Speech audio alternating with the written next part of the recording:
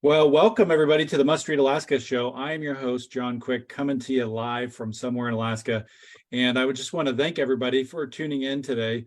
We have a little bit of a later show, which is not typical, but I trust me, it'll be worth your wait to chime in here and listen into my special guest today. But before I go into that, I want to thank everybody who listens, watches, and reads Must Read Alaska. If you find us on the website and you're reading our news stories, we really appreciate it. If you find our show on iTunes or Pandora or iHeartRadio or Spotify, we really appreciate it. We are, any given day, top 200 on iTunes in 3 or 4 different countries.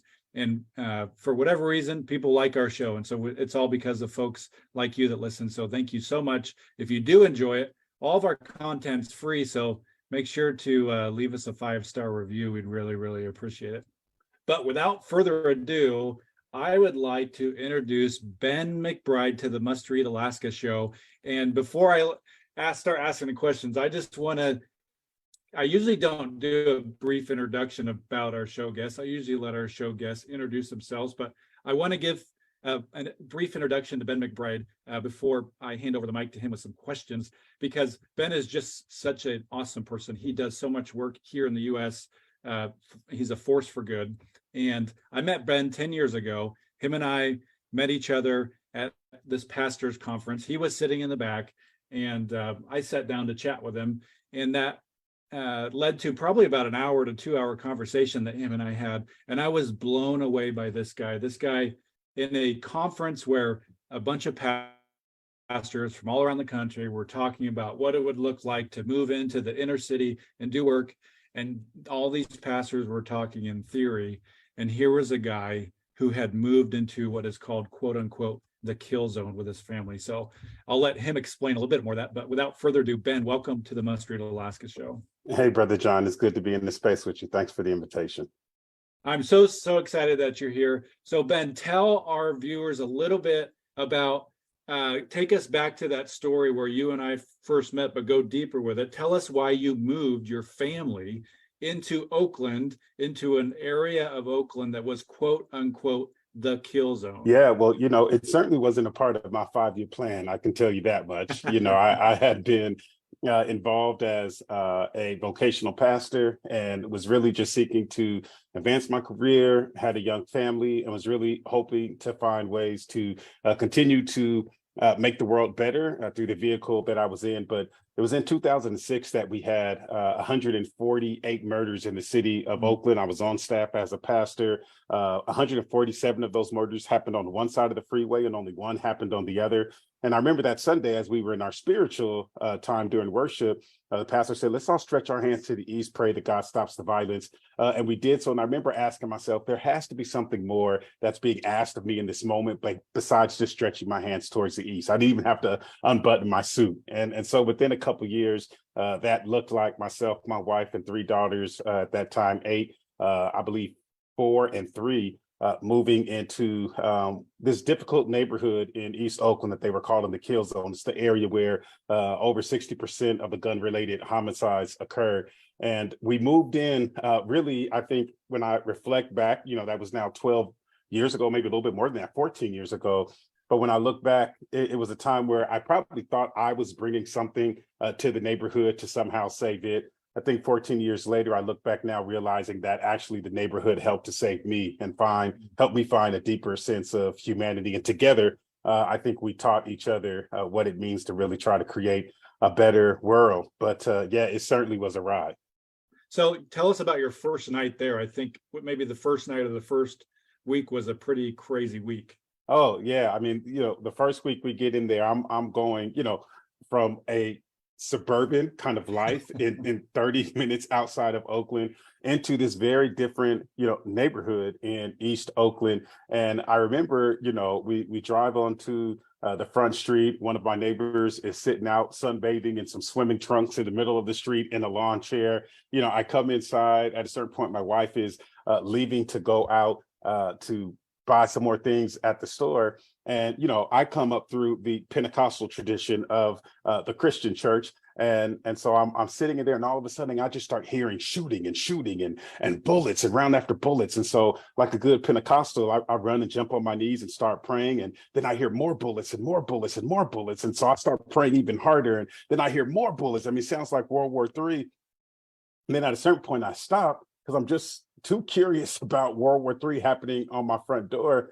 And I go and in a scared way peek through the door, only to realize that I was living right behind the Oakland Coliseum, and it actually wasn't a gunfight at all. The Oakland A's had just won the baseball game, and it was fireworks. And I realized in that moment that there was a long journey that I was getting ready to go on about how I saw this neighborhood and what was really going to happen. But then you had experiences like that also, kind of juxtaposed against very real experiences where not too long after that, there was a loved one who was shot right in front of my house and was screaming in the middle of the night, help, help. And I go and open the door and see this young brother laying there in the street bleeding. And I grab some towels to run out to try to put pressure on his wound and try to get him some emergency help. And as I go out, I remember my wife was like, "What are you doing? You can't go out there. Like, what if they come back around? You're putting yourself in danger." And I'm like, "Well, what is it that I'm supposed to do?" Right. And so I grabbed the towels and my wife tells me, "Well, don't take those towels. Those are the good Those towels. are the nice towels." Right.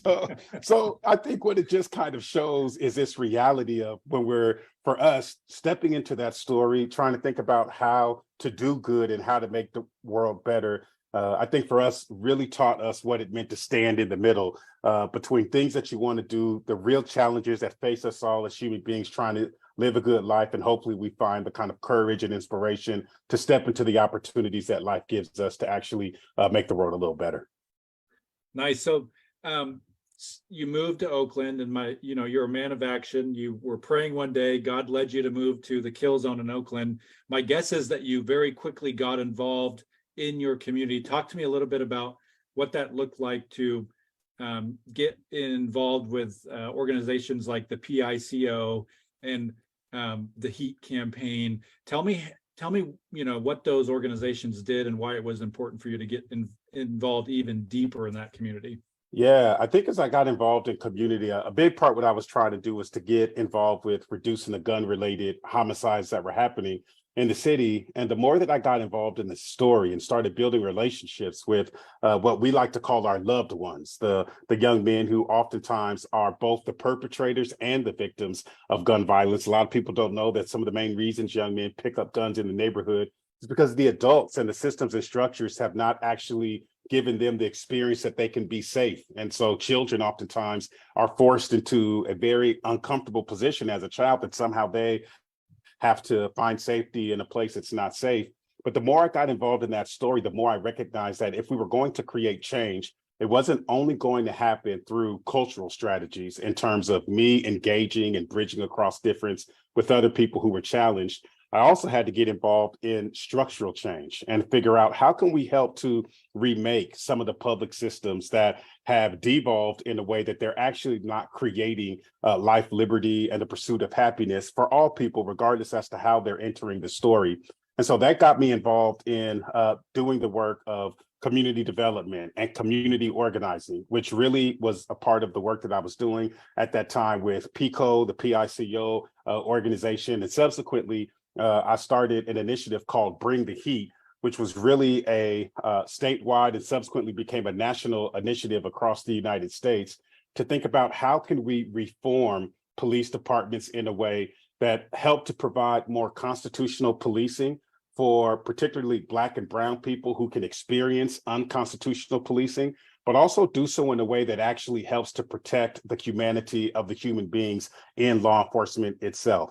And I don't necessarily come from a background that informs me having a lot of proximity to law enforcement. There's a lot of violence. My brother was beat up by the police as a college student. The only gun I've stared down was when I was 18 years old, being racially profiled in San Francisco. My great uncle was lynched in North Carolina by what was rumored to be off-duty police officers. But when I was involved in the violence prevention work, one of the things I realized was that I was bringing my baggage to the table, and so were the police officers. And what it is that we found was that neither one of us were going anywhere. And so if we were going to really try to create a different outcome in the city of Oakland, it was going to be from us working together. And by us working together, which sometimes meant holding a lot of tension together, we were able to reduce gun-related homicides by 50% in the city Wow. of Oakland. And not only did we do that, but Oakland had averaged an officer-involved killing every 6 weeks for 20 years. We went 4 out of 5 years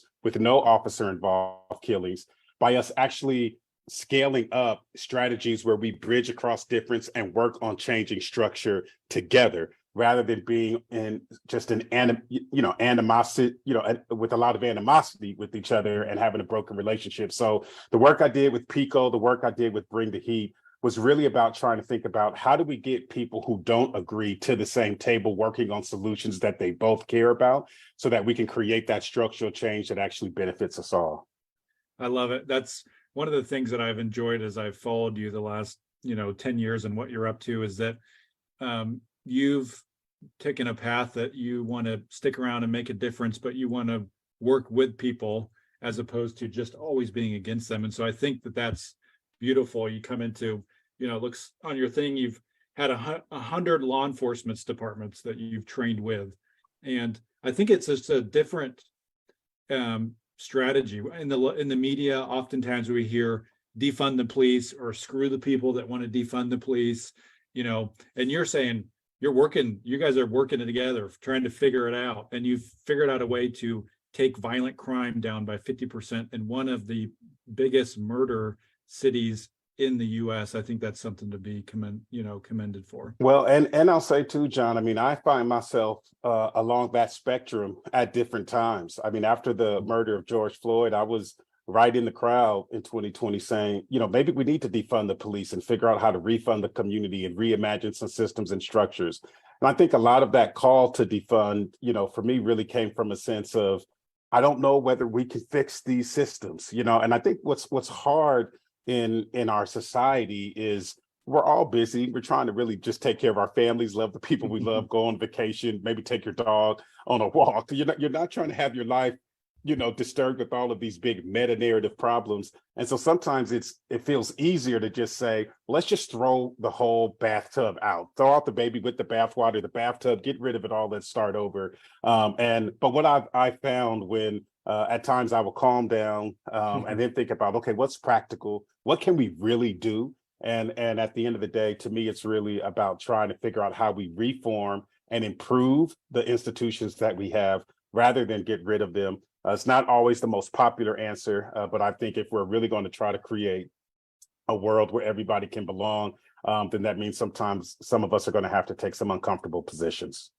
So my guess is you had this success, you're doing the hard work of putting two people in the room that maybe don't have the same viewpoint of what police should be. You guys are coming up with solutions over years of work. My guess is you have people calling you now saying, come fix our city, come fix our city. So you're now the CEO of what's called Empower Initiatives. Tell me about what that does and why you're excited about what the work you're doing there is. Yeah, well, you put your thumb right on it, John. I think over these years, one of the things that I've been learning, popping around to these different cities, is that while all of our stories are very different, they're actually also quite similar. Human beings are quite similar across the notions of race, religion, creed, class, experience. There's a lot of differences, but there's a lot of similarities. And what we found is that we as human beings have been losing our ability to know how to bridge across difference and create shared outcomes. I think we've all been radicalized to, in the face of difference, move back into the corner of your affinity group, mistrust the person across difference, find all the reasons to dehumanize them and actually to harden your position. And so what we've been finding is what's needed right now in this moment is actually to empower us to think about, in the face of that anxiety, how actually do I take a step further, get closer to the perceived other, strengthen my ability and their ability to work together, and maybe we can find some solutions there. And so Empower Initiative, what we're doing now is really being focused on investing in the leadership capacity of leaders, whether that's in the private sector, the public sector, the cultural sector, or the social change sector. And so we're working with everything from police departments to public health departments, to tech companies, to small businesses, to schools, to really try to help institutional leaders and cultures take a step beyond what historically has been called like diversity, equity, and inclusion. And even I encourage folks to take a step away from the language of anti-racism, which for me positions too much around what it is that we're against instead of positioning us towards what are we for. And so our work is really about fostering belonging, which is how do we actually help us to build our skill set to create a world where everybody can belong, which might mean, for example, in the political conversation, we don't need to get conservatives to become liberals, nor do we need to get liberals to become conservatives. We actually need to help create a new social contract about the fact that we have different points of view. What does harmony look like? And how do we respect one another and honor the different points of view that we have because we're coming from different backgrounds without seeing a zero-sum game and domination as the only way forward? And so we're having a good time moving around the country, spending lots of time in the Northwest and the South and the West Coast and back East, and really trying to find ways to help leaders create cultures of belonging in their organizations and also manifest that in the broader society. So you are a man of faith, and that's how I first met you. How does that play into what you're doing now? Do you see yourself weaving that in and through everything that you're doing? Talk to us a little bit about that. Yeah, I mean, as you said, you and we met at a pastor's conference where you were super generous because if I emotionally remember it, I think I was sitting in the back like, what are these people talking about? This they've got to do better than this on a Saturday afternoon. But I think, for me, it really, on a personal level, is informed by my faith. I'm a follower of Jesus. And for me, that really means that I really believe in this notion that Jesus was trying to help create a new world and give birth to a new world that was fueled by Holy Spirit and not a world that was fueled by human fear and instinct and mistrust of the other. And so in the work that we're doing around belonging, to me, it's almost a rebirth of one of the great prophets, I believe, that the United States had, which was Martin Luther King Jr. And the language he used was beloved community. He was really calling folks to think about a beloved community, which really comes out of a Christian ethic around this idea that everybody is redeemable, nobody deserves to be thrown away, and that there is a place at the table for every person, particularly the one with whom you disagree with the most. So for me, the ethics around enemy love, the ethics around nonviolence, the ethics around what does it mean to actually take off your cloak and split your resources with the one who does not have, for me, fuels a lot of the work that we do around belonging. It's not work that is only for Christians, but I do believe that the inspiration that is behind the work we do at Empower, for me personally, as one of the co-founders, is very much so rooted into my own personal ethics around these ideas that everybody is redeemable, and that the world is big enough for all of us to hold it and share it. And that doesn't mean we have to agree about everything, but actually I think that we're not safer when we're segregated from one another. I actually think that our true safety is found in our integration and our deep relationships with each other across difference. I love that. So who's been a hero to you over the years? You have accomplished a lot.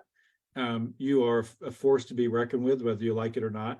And you are somebody that oftentimes communities look to for answers. And so who's been a hero to you over the years, somebody that you looked up to, and why? Yeah, I think one of the big voices that's really inspired me is actually Dr. John Powell out of UC Berkeley. He's the founder of the Othering and Belonging Institute. And I think what's really inspired me about him, Dr. Powell, the son of a 99-year-old retired Pentecostal preacher. And while Dr. John Powell doesn't necessarily identify as a Christian now, what's inspired me about him is that he has traveled around the world and found himself bridging moments of difference, helping countries stay out of war with one another, helping organizations find ways to make different choices than harming people in the face of changes that need to happen in structures. And he's done so by having a deep, deep commitment to this spiritual ethic of bridging and belonging. And so he really inspires me around this notion in our moment where polarization is at an all-time high, to really, what does it mean to really hold the line and say, I really believe that we are all radically interconnected. And so I'm really just loving having the opportunity to continue to experience some mentorship from Dr. Powell and just be blessed with, his 50 years of leadership across our country. That's awesome. So one of the things that you were able to be involved in was a documentary that won a Sundance Film Festival award and several other awards. Tell us about this documentary and what was it like being part of something like that wins this prestigious award? Yeah, really interesting experience. Shout out to Brother Pete Nix, who was the director of the Force movie and documentary. And when we started that movie, the movie, which I believe you can find, it's bounced from Netflix, it's on many different streaming services. But when they first started that documentary, it was really meant to do a documentary about the police department in Oakland. And it was meant to be about our violence reduction efforts as we were really experiencing a lot of success. But then it began to be filmed right at the emergence of the movement for Black Lives that was happening across the country after the death of Michael Brown in Ferguson, Missouri. And the documentary shifted a lot. And what you'll even see of me in the movie is even a part of my own journey of going from a place of doing a lot of deep bridging with law enforcement to then at one point in the movie and training law enforcement. And then the movie ends and I'm actually on the freeway having led a group of 5,000 people to shut a major freeway down in Oakland to call on the Oakland police to make some changes after a rape scandal broke. And it became clear that police officers had been sexually trafficking a young Latina woman, a child, actually. She was 16, 17 years old in our city. And so this movie, I think, really paints the hard work that is in front of us when we're really trying to bridge across difference. And what's funny is, if you look at the podcast that we released, Empower Initiative earlier this year, it's called An Invitation to Become. You'll be able to see a sit down between myself and the featured law enforcement officer in that movie. At the time, it was Captain LeBron Armstrong. He's now the chief of police in Oakland. And we sit down and reflect on some of those moments you'll see in the movie. We talk about our relationship and what it's really meant for us as two Black men on two sides of this issue who really didn't like each other in the beginning, who've had ups and downs, and yet in the middle of it all, we found ways to hold on to our humanity. Really invite us to take a look at the force, getting a chance to do it and tour the country and spread the message around the power of bridging and peacemaking was really a thrill. That's awesome. So where can folks find information about you, your podcast? Give us the rundown on because there's going to be lots of people that are Googling Ben McBride tonight. Yeah, listen, we would love to figure out how to connect with more folks. I think to learn more about the work that we're doing, there's a few ways that I'd love to invite people. One is going to fosteringbelonging.org. So if you go to fosteringbelonging.org, you'll see a lot of the opportunities that people can take to find ways to bring this kind of leadership development and bridging work into the places where people are making meaning. And then another website you can go to is empowerinitiative.org, which is another website that talks about both the cultural belonging work as well as some of the structural belonging work that we're still trying to do in the state of California. And if you haven't found me already, benmcbride.com are ways that you could just learn more about the story that I've been a part of. If you do podcasts, and you've got to because you're on here with this amazing podcast. So after you get done sitting with Must Read, go over to An Invitation to Become. And I think it'd be some interesting stories for you in that I sit down this first season with the police chief. I sit down with my wife. The number one question, John, when I've told people I moved my family into the kill zone of East Oakland, people always say, "What did your wife say?" So that's the name of the episode. What did your wife say? And she and I have two conversations about that journey. And I think another really interesting conversation is I actually sit down with one of the young brothers who used to be one of the shooters in Oakland, who I bridged with, who has now become a peace activist and nonviolent leader and is actually leading peace work up in Seattle 10 years later. But we talk about his journey and just somebody getting a chance to listen to someone who was the super predator, as some folks called it, and then you get a chance to see him as the father, the son, and somebody who actually proves that everybody is redeemable and there's enough room at the table for us all. Awesome. Well, I really appreciate you joining us. You have any last minute thoughts before we head off here? Hey, listen, I know in the face of a lot that's going on in our world, it's very easy for a lot of us to find ourselves pulling apart from one another, maybe because somebody says you're you're liberal or you're conservative or you're this or you're that, or I'm not sure about your politics or your religion. And I know a lot of us, if we're listening to podcasts like this as well, we're also trying to figure out, well, how do we actually make the world a little better? But I just want to keep inviting us to realize that the wrong first question is, what do we need to do? The right first question is, who do we need to become? And how does that becoming inform for us a new kind of doing that's not currently in our reach? So let's all become deeper and better versions of ourselves. And we'll hopefully get to that one day. We'll be like good brother John, and we can keep working together to make this world a little better. Well, Ben, I really appreciate it. Wish you nothing but success. And I'll be following your success stories throughout the years. And we wish you well here at Must Read Alaska. And for folks that are tuning in, you're going to want to go back and listen to the whole thing if you just caught the last 10 minutes, because you're going to hear from Ben McBride and the work that he's doing, not only in Oakland, but all over the U.S. and probably all around the world. So until next time, I'm John Quick from somewhere in Alaska signing off. Hope everybody has an awesome rest of their night. And thank you so much, Ben, for joining us. Thank you.